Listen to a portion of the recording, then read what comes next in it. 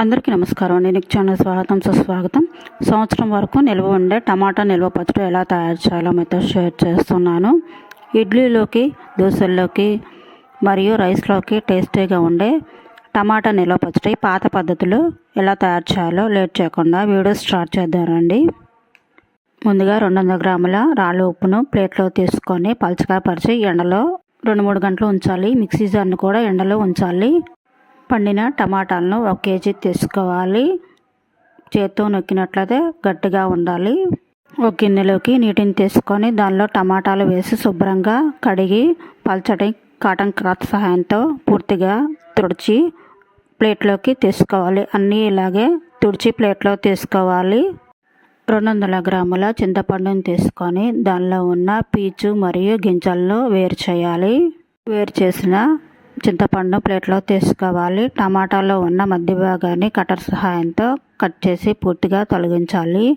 వీలైనంత చిన్న ముక్కలుగా కటర్ సహాయంతో కట్ చేయాలి. కట్ చేసిన టమాటాలను ప్లేట్లో తీసుకోవాలి.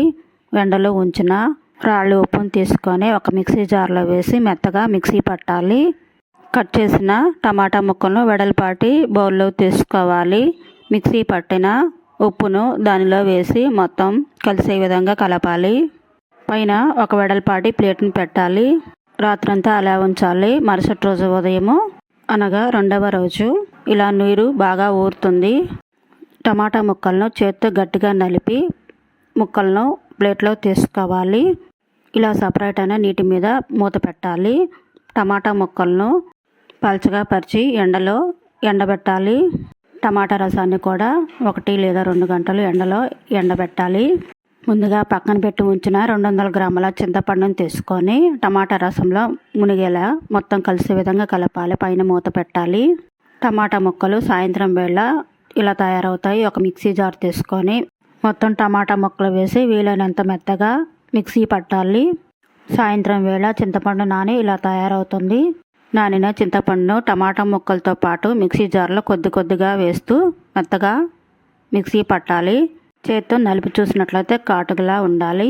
ఇలా తయారు చేసిన టమాటా పేస్ట్ను బౌల్లో తీసుకోవాలి.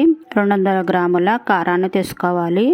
మిక్సీ పట్టిన టమాటా పేస్ట్లో మెజర్మెంట్ చేసిన కారాన్ని వేసి మొత్తం కలిసే విధంగా కలపాలి. పచ్చడి మీద మూత పెట్టాలి. మరుసటి రోజు అనగా 3వ రోజు 1/2 స్పూను పసుపును వేసి మొత్తం కలిసే విధంగా కలిపి తడి లేని జాడీలో పెట్టి నిల్వ చేయాలి. ఇది సంవత్సరం వరకు నిల్వ ఉంటుంది. ఎప్పుడు కావాలంటే అప్పుడు పచ్చడిని తాలింపు పెట్టుకోవచ్చు. కళాయి తీసుకొని దానిలో 1/2 కప్పు ఆయిల్ వేయాలి. ఇక్కడ నేను పప్పు నూనె యూజ్ చేస్తున్నాను. 4 లేదా 5 ఎండుమిరపకాయలు, కొద్దిగా తాలింపు దినుసులు మరియు కొద్దిగా కరివేపాకు వేసి తాలింపును సిద్ధం చేయాలి. పొయ్యి ఆఫ్ చేశాక ముందుగా తీసి ఉంచిన 1 కప్పు టమాటా పచ్చడిని వేసి మొత్తం కలిసే విధంగా కలపాలి.